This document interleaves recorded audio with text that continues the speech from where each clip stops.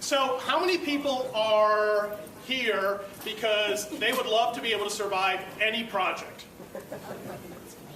How many people are here because you're fans of zombies or The Walking Dead or that genre? Awesome. How many people are really here because you have no idea how somebody could pull those two topics together?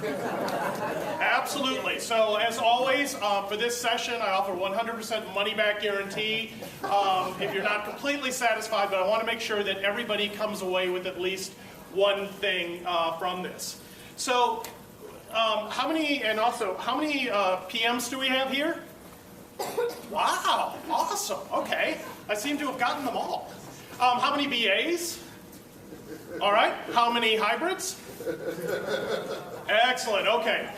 So I'll gear this.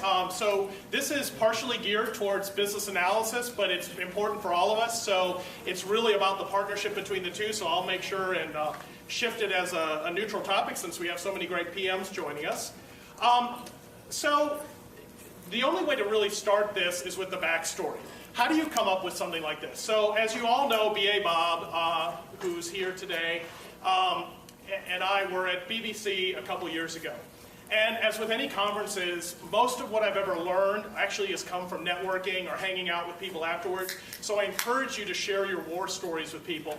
And as we're sharing our worst projects, our worst clients, our worst teammate stories, we came to realize that you tend to learn more when you're in a critical project, a real death march project, than you do at any other time. And somehow, possibly due to consumption, our conversation then shifted to be, what would be the worst project you could ever survive?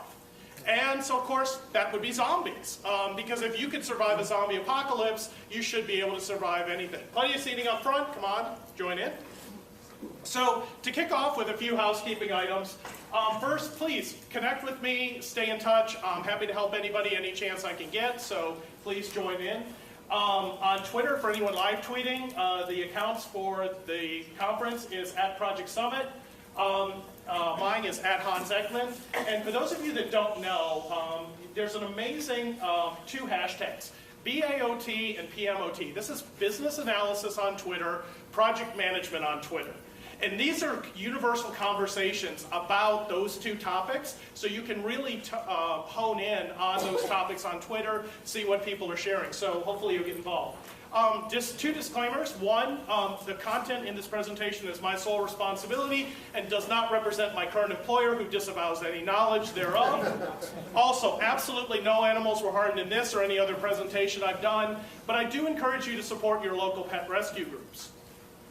So I want to kind of map out a little bit of what you're going to see. So I apologize for fanatics to the body of knowledge, but I have not updated to the 3.0, 3X version yet. But at the top, you'll see the only person who's probably mapped disasters and zombies to the BA body of knowledge. So the idea is, with any body of knowledge, sometimes it seems a little abstract. You don't know what it means. The essence of this presentation is really business architecture, enterprise analysis at its core, and how it can be applied to daily lives. Down at the bottom is the message or your tweetable moment, so look there for whatever the key message for the slide is. So why are we talking about this? And really this is kind of, it's an evolutionary process. First, we want to take everyday examples to create transferable skills that you can then turn into project skills. I'm amazed at how many people aren't using your strengths and your assets in your daily life. So this is a chance to say something that I have to deal with just by living can make me a better person at work too. Also, the things you do well at work should be used for your everyday challenges. And this gives you a chance to practice and development. How many people here start a home improvement project or a vacation with a project schedule, a stakeholder analysis? Oh, come on. All right. We got some people that are like, I don't want to admit it. So definitely, I apologize. I am going to keep asking you questions. I want this to be interactive, so I'm going to push you out of your comfort zone. It's okay to speak out. It's okay to raise your hand. It's not only okay, it's expected, and I'll stop. I'll be here all day, so I don't mind. The other thing is I want to walk through some of the cycles of a disaster. So we've got a fire going on in Canada right now that's horrible. We've had weather disasters, we've had other problems.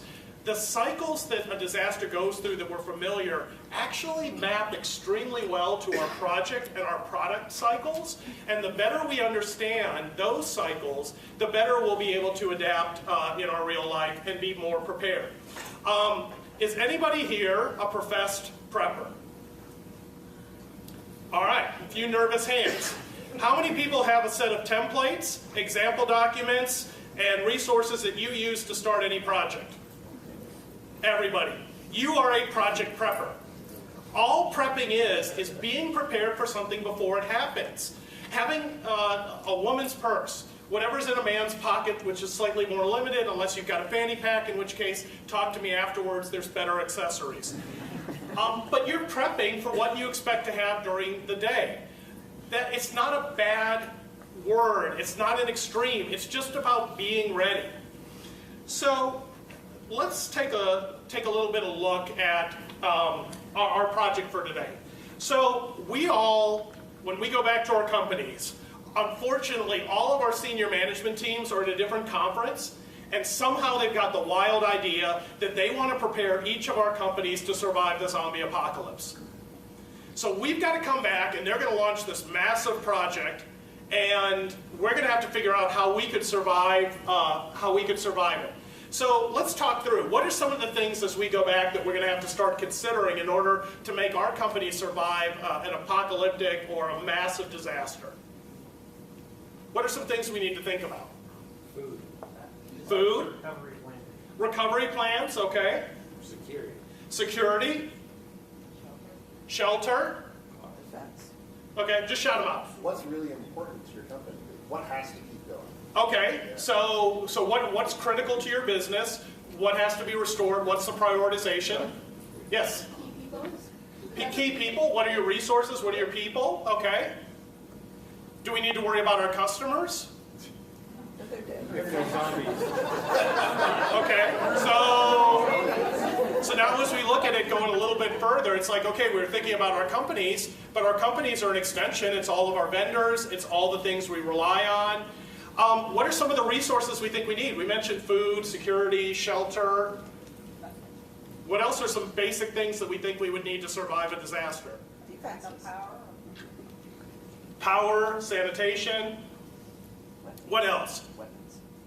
So how do we even approach this project? How would we even start?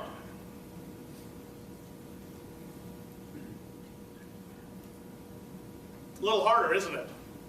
We've all started these big, massive, unknown projects, haven't we? Or been part of it, and you're just like, I don't even know where to start. So one of my favorite books is Variable Star by Spider Robinson, co-written with Robert Heinlein. And in part of it, wrong book. Robert Heinlein, Moon is a Harsh Mistress. And he says, when you're facing a problem that is too complicated to solve, start solving the part of the problem you can, and then take a fresh look. And it's amazing that as you chip away with the parts that you can solve, how much of that problem tends to go away. So does anyone here know what a real zombie apocalypse would look like? Okay, so what would it look like, and what would be the basis for that?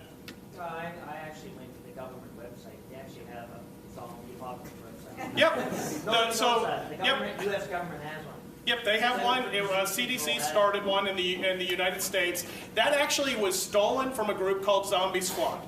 So Zombie Squad was founded after Hurricane Katrina hit. And they saw how unprepared the city and the government was for a large-scale disaster. So they wanted to help. They wanted to help cities and people become more prepared. But no one gets excited with the Hurricane Prep Club. So they used the analogy of zombies to basically, it's now an international organization and one of the best resources that I've got referenced here for telling people how to be prepared. And the CDC stole that without credit, but at least it's brought more attention. So we see there's some publications, we can look at movies, but none of us has ever been through it. Like if we needed to prep for a war, we've got something we could base it on. disease to a certain extent. There's different vectors that we could look at, but we don't really know to start. So when we don't know where to start, sometimes we just have to look at things that look similar and see if we can figure it out. We saved you have a seat up front. Come on, join us. So let's look at a few things. And as we look at these are kind of where we're identifying some of our non-functional requirements, some of our external entities. So a group of scientists, and this has actually been reproduced several times now, took their disease modeling software to see how an epidemic would spread and decided for fun to start it with a traditional dead rising zombie and see how long it would take to overcome a city. A city of 500,000 people would be completely overrun in just 3 days. They've actually found that that isn't much longer regardless the size of the city, that the disease would spread that fast. Hurricane Katrina, which hit the United States, displaced over 1 million people. And for those who know, what was it the hurricane that caused all the problems? It was the flooding. The levees failed. They weren't prepared to handle a direct hit. So it was the man-made portion that ended up failing. Across the Northeast, we had a power grid failure in 2003 that took out power for 45 million people. Well, when we think about zombies and horrible things, disease usually comes up. So what would be some of the disease analogies? The Spanish flu in 1918 infected 30% of the world's population, and with a mortality rate estimated of anywhere from 3 to 6%. But when SARS hit in 2002, it spread to 37 countries within a few weeks and had a 9.6% fatality rate. So what would be a big difference between the spread of Spanish flu and SARS? What's the big difference between those two time periods? Travel and transportation. So 30% of the world got infected in a time of horse and buggy and trains, as opposed to worldwide travel. So you're looking at a faster spread, less time to prepare. And also, what really shocks people is most cities, actually all cities, only have a 3-day supply of food in your stores. That's how much our inventory turns over. So whatever you have today at home and whatever's in the store will only last 3 days with normal consumption. So the reason we look at this is when we don't know where to start, look at models, look at examples, look at parallel situations to try and help frame the problem and decide where to start. But the problem is, and we even encountered this, is it's so easy to start with a solution. Has anybody ever started a project and your business partner told you what software and vendor they want to go with and that they already know and it's only going to take 3 months to implement? Never happens at all, especially with an enterprise replacement. And the problem is that we believe and we look to the solution, but we don't realize all the steps that take place with that. Also, have we ever started projects where we based that on the wrong needs or threats? We thought we knew what the business need was, what they communicated, we came up with a solution and discovered that it wasn't right. Half of all projects, half of all IT projects do not deliver the business value that was intended. We fail as often as you could flip a coin and get a matching result. That's not good. That's not great. That's why we're here. Is you guys took time out of your days to learn techniques, to learn different approaches, to learn new ways of looking at the world, and this is probably the most unique one here, to find ways of solving this problem and addressing it. We also have problems where the goal of the project doesn't actually match the need or the outcome. It may seem to match at the beginning, but it doesn't. Or we have insurmountable constraints. And I think if anybody does deadline-driven projects, you're starting with an unreasonable constraint from the beginning, because scope is never a variable. And you can never add 9 women to turn out a baby in a month. That doesn't work either. So when we talk about the elephant in the room, normally we're talking about the topic that people are afraid to talk about. But actually what we're talking about is this elephant, which is a bunch of scientists looking at an elephant, each with their own perspective, but they all have blindfolds on. They all have their hearing blocked. And we're all like this. It is impossible to get past the hindrance of knowledge. We all have preconceived notions. We all have perspectives. Not a single one of us in this room is even going to look at this information the same way or interpret it the same way.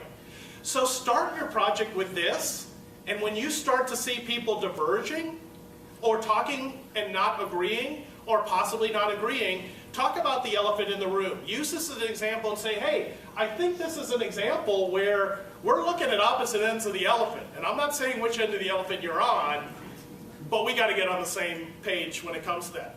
So how you define needs, how you define the problem, can radically affect the project outcome. So does anyone honestly believe we could prepare our companies to survive a real apocalypse? No. It's ridiculous. So there's a belief if you can survive a worst case scenario, you can survive anything. That doesn't apply here. It's over-engineering the solution.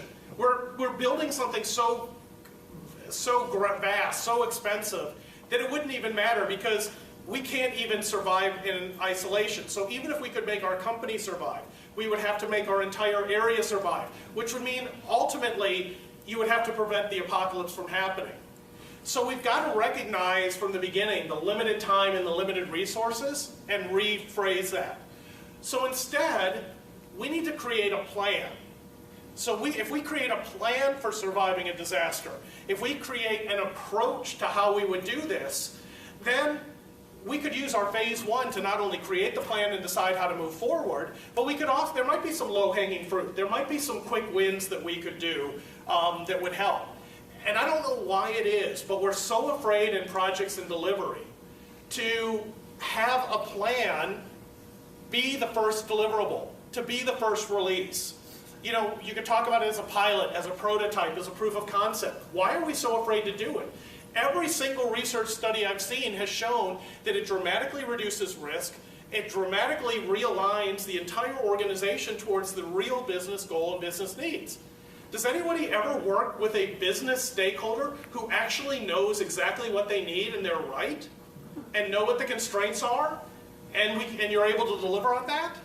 It just doesn't happen. It's not reality. So we need to stop pretending that things exist. So out of that, we can then prioritize our other implementations, other deliverables, to start chipping away at that larger problem. This is why Agile is so popular, is it says, hey, we can't boil the ocean. Let's boil part of it, and then let's boil a little more, and at the end of the day, we'll find out we really just needed some salt water, and we didn't need to boil the entire ocean. So if your outcome is a tool, if your outcome is a new system, you're going to fall short. So look for those gaps at the beginning. One of the best projects I read early in my career came out in the 80s, and it was called Death March Project Management. Especially for your PMs, if you haven't read it, I highly recommend that book. Death March Project Management. The first third of the book is how to recognize you're in a hopeless project. The whole first third. The second third of the book is how to trick or sneak your way out of a dead-end project, if you can do it. The third is how to just basically survive if you haven't found any way to get out and there's no other job available. And it's funny, but it's true. The first thing we've got to do is recognize we're in a no-win situation and get out of it. So if we're looking at a plan, and I don't know where to begin, I always like to start with a context diagram. So with the context diagram, for those that aren't familiar, you start with your overall solution, your business goal, in the center. Each outer circle is the entity or outcome or parts of the solution that you're going to interact with. So in this case, our plan needs to provide three things: sustenance, shelter, and safety. And for our business, sustenance may include revenue, income, customers, things like that. As you drill down, you can expand this so that different parts of your solution, what are the systems, what are the user groups, who are the people involved, and then draw your arrows. Sometimes a group might only need reporting. So you have one arrow pointing out that all they're going to do is take reporting from this system. Other people might only do inputs. It's not always a two-way street. So when in doubt, start with a context diagram. And I've done this a couple times recently as we've been doing design thinking sessions. And it's amazing how much it can reshape your team towards the goal, towards the solution. So looking back to the data, and try and see, okay, so we're going to create a plan, but what are we going to create a plan for? So looking at the distribution, and this is all across North America, from 1980 to 2008, the distribution of disasters by type. So what do we really need to be worried about? Weather. So you talk about the 80-20 rule. In this case, it's actually represented. 80% of the disasters and problems we have are weather related. Is that easier to tackle than zombies? Would your company be in a great place if you could handle most, if not all, weather-related disasters? And then if you look at some of the other things, okay, wildfire, that's hitting part of Canada right now, and that those companies are having to, and people are having to adjust. We've got things with earthquakes, which you can't stop or prevent, but you've got to be able to happen afterwards. Well, what just happened to our zombies? Where did our zombies come on the pie chart? Got 0%. So there's only been 3 that I've been able to find, 3 stated cases of zombie attacks. And actually one of them was somebody who had severe mental illness and was just actually attacking the person, wasn't trying to eat them to kill them, was just crazy. The other 2 were blamed on bath salts, but they were actually cannabis-induced psychosis, which affects about 3% of the population. So, little known fact there. So, by looking at the data, what we're trying to do is we're trying to prioritize our need, our focuses. None of us has unlimited resources, so how are you going to spend your time? How are you going to spend your effort? So let's look at, so we know where the what the distribution is. What about the frequency? So now we're looking at natural disasters reported from 1975 into 2011. And sorry, these are cobbled from different sources, why they don't map completely. But in 1975, there were 50 disasters reported. And so right around 2000, we're looking at a peak of around 500, tapering off to maybe 400 around 2010. So what are we thinking about the frequency of disasters?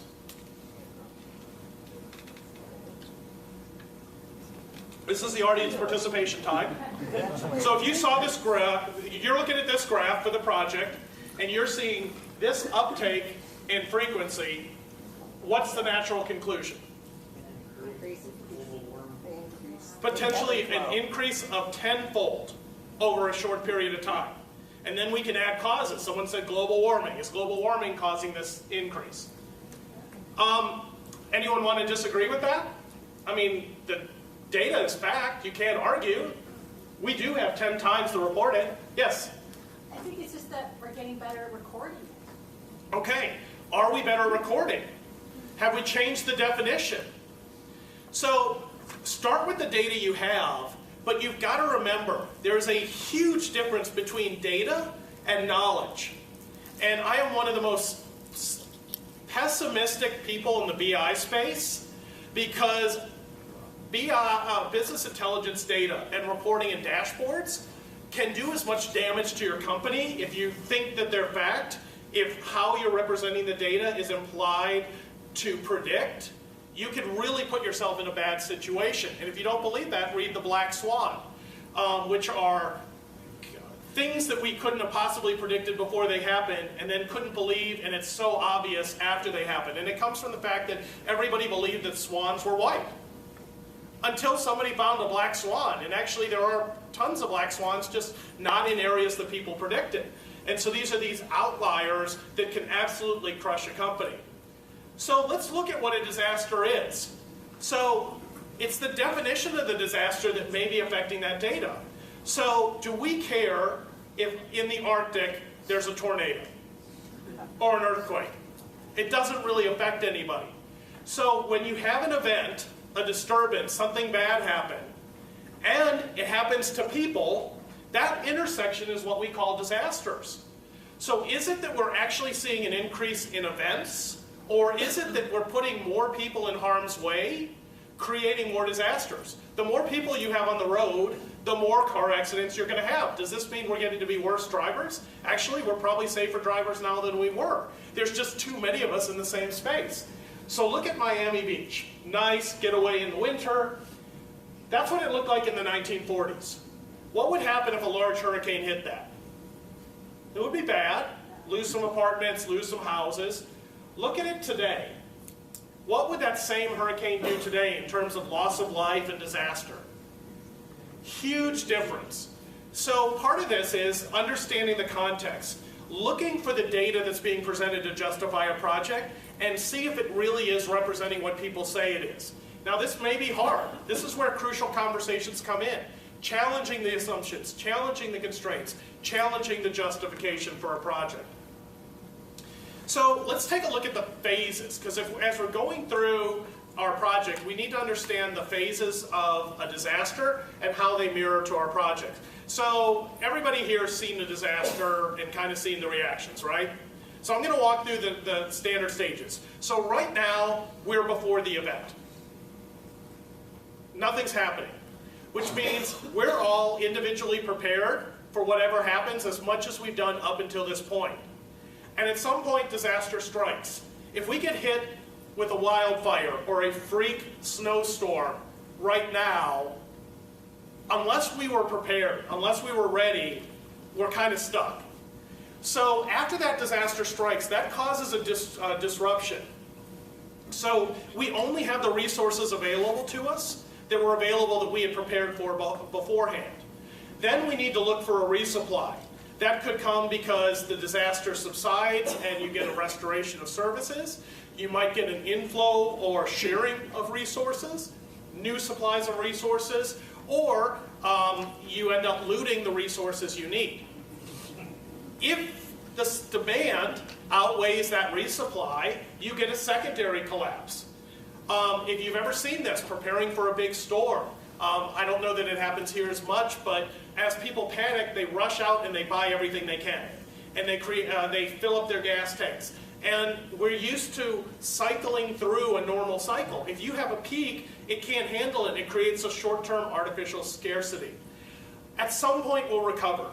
We'll either recover back to our present state, to a lower state, or to the ice ages again. Who knows? Well, let's look at what happens in a project.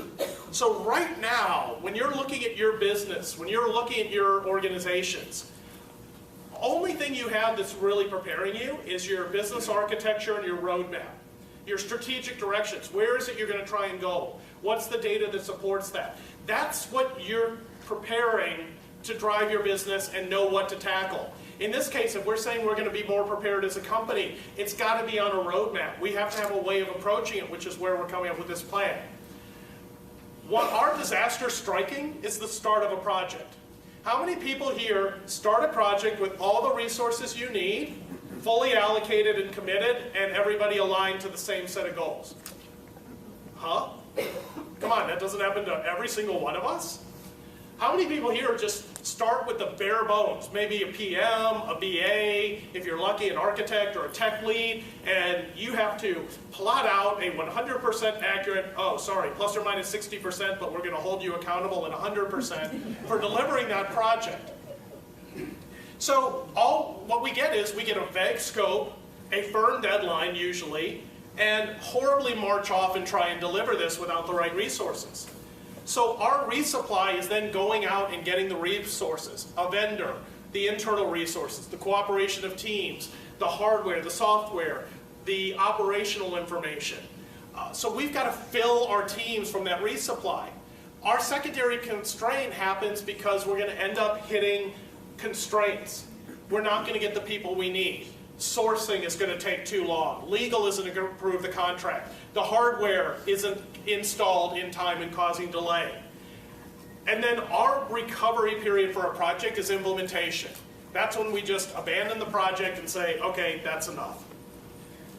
So on a project scale, learn to recognize this. So think about this. The next time there's a massive snowstorm or a hurricane or a wildfire, something that you see the stages of the disaster, think about that and think about your project and learn to recognize the same warning signs. So a few keys. If you start seeing other groups hoarding resources, you know they've seen a disaster before you've noticed it.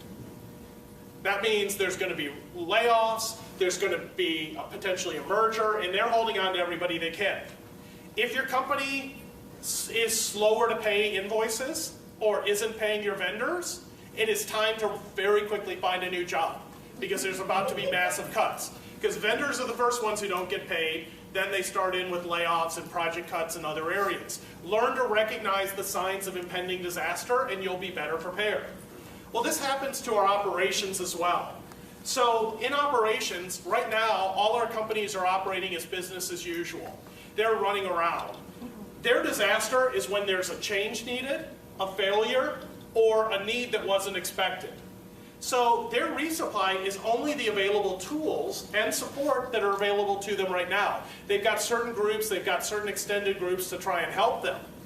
Unfortunately, if the demand to solve or address that problem is greater than what they have, you're going to get that secondary collapse. That's when that problem tends to be more critical. At some point, that will be resolved. All problems eventually are resolved or accepted, which is a resolution. So if you think about it, when you're dealing with this, business process mapping is probably one of the most effective ways of getting the landscape of what is involved end to end for your solution, what is needed in your plan, what you're going to have to deliver. This morning I did a presentation on everything that you need to incorporate into your project or into your review on the security, risk, fraud, and records management side. I know there were some great sessions and everybody had to miss it, so there's extra handouts up here. Feel free to take one, and if you want, you can watch the video later. But it's the same thing. What to look for, what to plan for, because there were things that I didn't even know I should be putting in my projects until I built and managed a delivery organization for security projects. And I'm like, wow, I didn't even know 5% of the space, and I thought I was pretty smart.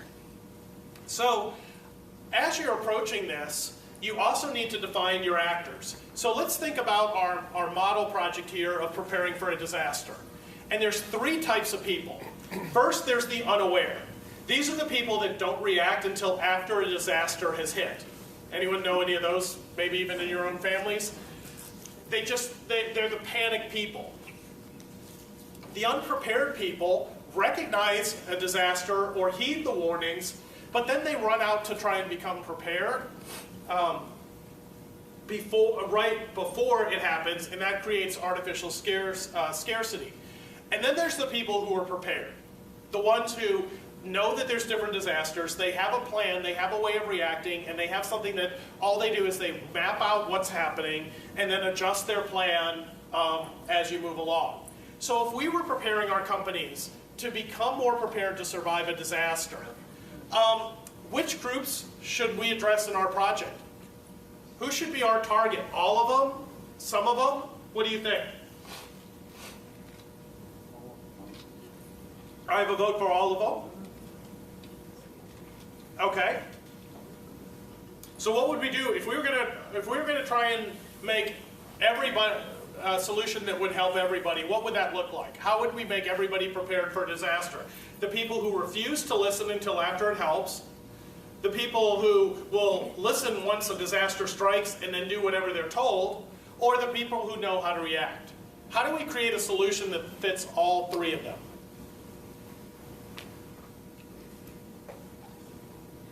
Yep. We tailor it, we target people that are prepared, and then we have a plan of mitigation, the unaware, unprepared. Awesome. That is the best answer I've gotten in one of these sessions. Right on target. So please come up and get a free toy afterwards.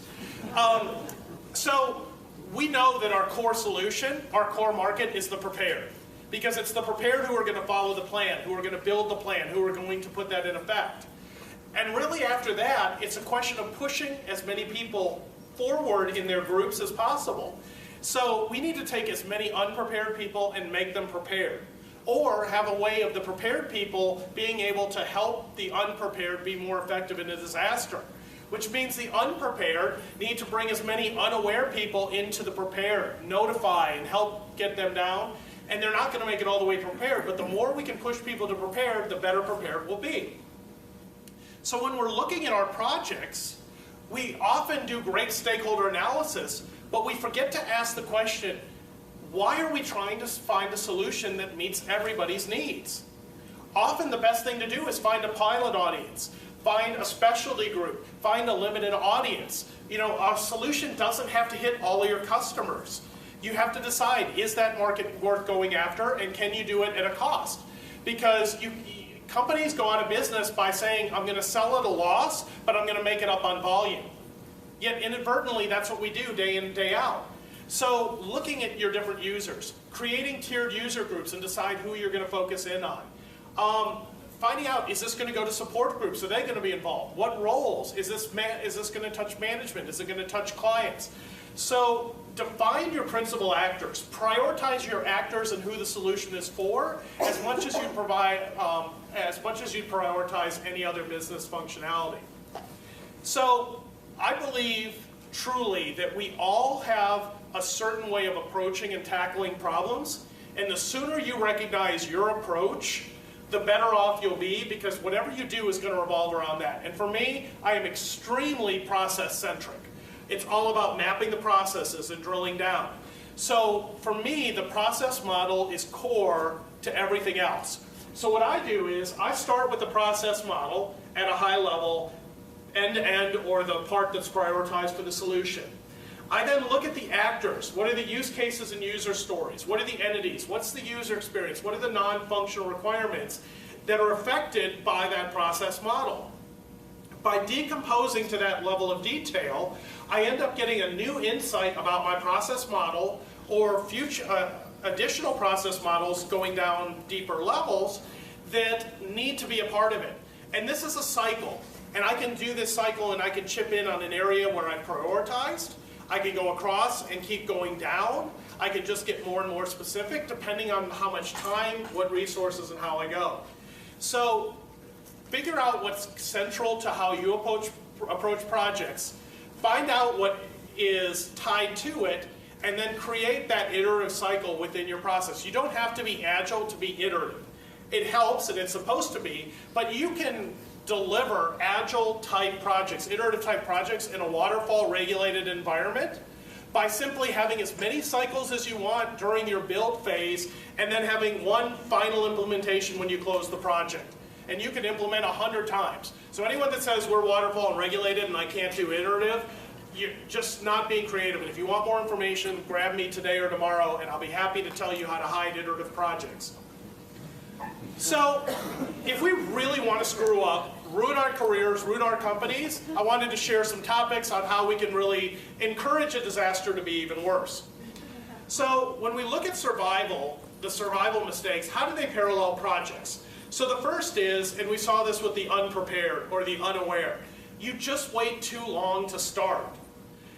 So this is what we do every single day. We wait until there's a business loss. We wait until there's a disruptive company in our space. We wait until we've hit past warranty. We're still using Windows ME, and suddenly we're like, I think we need to upgrade. So the next one is this theory that the lone wolf, that one survivor, that one person, this only works for very short durations. You are going to get sick. You're going to sprain an ankle. You're going to have a problem. You need a support network. This is also in our projects because cross-team collaboration is needed. If you are relying on one or two people and burning them out, you will burn them out. You can't always go to the go-to people because that is a limited resource. And if they get moved, if they get stolen, or if anything else, you're making the overall team less productive. The biggest survival mistake is we expect that resupply to come from the government. We think we'll just go to retail locations or I'll go to a distribution center. Guess what? Everybody else knows those tricks too. People work there. They're not going to let you in. So you've got to look at where your resources are. This also means now is the time to start laying the groundwork to get collaboration from different teams so that the resources when you need them are available. The best way I have found to get those resources and get them on your side early is praise and donuts. So Tim Hortons is not sponsoring this, but I know that's a local favorite. So it is a great way of getting that coordination. When people realize that you're not going to throw them under the bus and you're not an idiot, they will help you so much better, so much faster than before. In a disaster, we always underestimate consumption. Would you believe that during a normal disaster you need between 2,500 and 3,000 calories a day to survive? That's almost twice what most of us are probably doing if we're on a diet. And that's because in survival mode, we burn resources faster. Well, guess what? In a crisis project, we burn through resources faster just as well. So poor project forecasting, poor planning, over-reliance, these things will all affect our projects. In a disaster, we suffer from a breakdown in communication, loss in power, overburdened networks, trying to have too many different points of communication. For example, if you have a disaster and all your family members are trying to text and message each other, that's not effective. Instead, find one central person who can be the communication master, and everybody calls into that point. So you call in and leave an update, you get the update out, and with one call you've reproduced what could have taken you 20 to 30 calls throughout your close network. You're going to see a lot of presentations today and tomorrow, and if you're in the workshops, about communication. Communication is, in my view, communication and volunteering, moving yourself into leadership, are the two things that will push you ahead in an organization, in your career, into higher paying jobs faster than anything else. There is no shortage of people who are good producers who can do a job over and over again and do it faster or is willing to work long hours. The people that can communicate between teams and who are willing to try and to step up and take that risk will always be at the top of any organization. So as we're thinking about this, we've looked at a lot of analogies and parallels. The analogies are as good as long as they're helping move forward, but be careful that as you build an analogy, it doesn't build in false constraints that you might think are there but really aren't. So again, let's go back to the beginning, because I always like to start with the conclusion and then end with it to make sure you agree. So our goal here, and our goal every day, should be looking for everyday examples, everyday things that you've learned that can become transferable skills that can end up teaching you how to be better at projects. I mean, let me see, 40 minutes ago, would have you believed that you could have learned something about how to be better at work from a potential zombie apocalypse? I mean, maybe you hoped for that, but these are things. I've got another presentation on the leadership secrets of Ender Wiggin. There is no shortage from literature, from media, from science, from other areas. If you look at some of the leadership books, they're based on modeling natural patterns, ecology, fractal patterns, and using those to apply personal interactions. All the signs, everything we need are out there, but you've got to start recognizing them. Look at your project skills and find places to practice these every day. I was building out part of my basement, and I used Visio and built out this elaborate drawing on how everything was going to fit, and it ended up showing me that my measurements were off. It saved me a lot of rework. Look for ways of practicing your skills. The disaster cycles mirror the cycles we have in real projects. So look when you're having problems, look at your organization, look at your operations, look at your projects, and think, if this was a natural disaster, what would that look like? What are the cycles? How would people behave? And it will help you recognize those things ahead of time. So Amy was here earlier, and anybody that's got the Diversified badge on, please take time to thank them today for the hard work they did putting on this conference. It takes an amazing amount of effort, so please let them know how much it's appreciated. Also, for all your presentations, please use the speaker evaluation. Whoops, sorry, bumped the button. Use the speaker evaluations. That feedback gets back to us. It helps them decide what to bring next year, who to bring back, what topics are popular. As you have suggestions, please use those. It is all taken. As anything, networking is infectious, so please stay connected, connect with as many people. When you get someone's business card, make sure and connect with them on LinkedIn or follow up. We're going to end up having about 15 minutes for open discussion here, but before we did that, in your packet and available online. So this presentation and the download guide are available on my website right now, and they're available on the conference website. So please feel free to share these. I'll have the video up probably not this weekend, but probably a week away. But previous versions are already online if you want to share. So things you can look forward to. Why you really don't have to worry about zombies. Here's the medical and the decomposition that tells you that really they can't exist and won't. This is for dead zombies. I had somebody challenge and wanted to know, well, can you have a voodoo zombie? Well, technically you're still alive, you're just a little bit brain dead. Detailed information on the different stages of a disaster and the difference between bugging in or staying where you are or bugging out, going to a new location. What resupply looks like, how the secondary collapse can affect in a disaster, what recovery would need to encompass. Everybody always asks if I need to survive, what are my good weapons? I'm sorry, in Canada, you're a lot more limited than we are. So use whatever's available, some suggestions there. More details on the most common mistakes that we highlighted some of these. Reference material. So if you're interested in learning and seeing where you could take this, here's some nonfiction books that are really great about how to become more prepared and self-reliant. Also, turning to fiction can be great. Here's some books and some recommended movies. One of my personal favorites right now is Warm Bodies.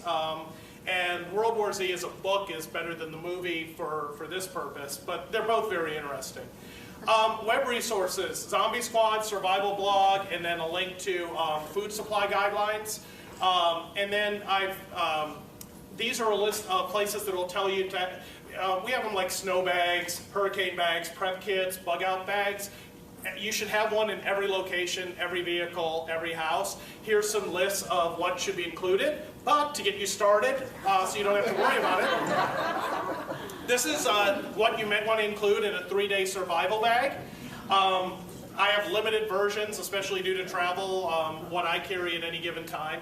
But here's recommendations. If you want to create a longer bug out bag, like you might have to flee, like the wildfires are causing people, here's how to extend that into a 3-week or a 3-month bug out bag supply. Citations for all the references, and again, contact information. So what I want to do with the remaining time is I want to find out from you, what are some ideas, some concepts, something that you got out of the last hour that you think you'll be able to apply to your career, to your company, to your job. So what are some things that you think you're going to be able to bring back as value? So if someone says, I learned something at the conference and I'm going to apply it, what's something out of the last hour? And please don't tell me I've wasted everyone's hour. What are some things? Don't try to please all the stakeholders, find the primary actors. Absolutely. Limit your stakeholders, find the ones that matter, and ignore it. Talking about looking for something in one area and applying it to another, the best advice for being on a dating website and meeting somebody that you're a match with is try and tick off everybody that you wouldn't want to be with. If your profile, it would be offensive to everybody that you don't like, you will end up honing in on your best matches because people pair more with common dislikes than they do saying, I love walks on the beach or by the lake and spending time reading poetry and drinking wine. I hate people that would vote for blank. I want somebody who knows that the good knives do not go in the dishwasher. So it's the same thing here. With your stakeholders, don't be afraid to offend the ones that really have no place. They'll disappear faster. But don't do it as a career-limiting move. You had something? Yes? When you were talking about the categories of the resources, the unaware, the unprepared, the prepared, your reference to leveraging the prepared resources and getting them to help you with the unprepared as opposed to trying to tackle each of the gaps on your own? Yes. That's something that resonated with me. Absolutely. Using your team leads, using different groups as an extension. We have, and it's natural. It's one of the hardest things, and this is the difference between great leaders and weak leaders, is the ability to delegate. To help somebody understand what the goal is, give them what the constraints are, and have them become an advocate. They're not going to do as good a job as you. Who could? But they can do more of a job because it's more people. So it might not be as good, but the overall productivity will go up. Okay. Yep, absolutely. I need 2 from this side of the room. Yes? Trying not to solve for it all at once, breaking it up into pieces and solving what you know first and then moving together. Absolutely. For a group, I sat down because there was a part of a solution we heard they were developing that we wanted to leverage. This was a little while back.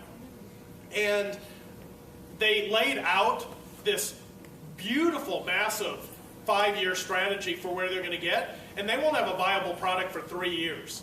They won't even be starting for 2. Okay. It won't matter then. So absolutely, you've got to get something that's got immediate value. Yes? I was just thinking, this is a little higher level than some of the ones that we've done, but I think it's just taking a more preventative approach than a reactive approach. So it's a whole mitigation that as you're actually starting, to actually look at potential failure points and ensure that you've got safeguards in place as you move through. Absolutely. Use a risk-based approach to the project. Where are you getting your most value, or where's your biggest risk? And there's an argument when you're delivering projects, and I've heard both, especially with Agile.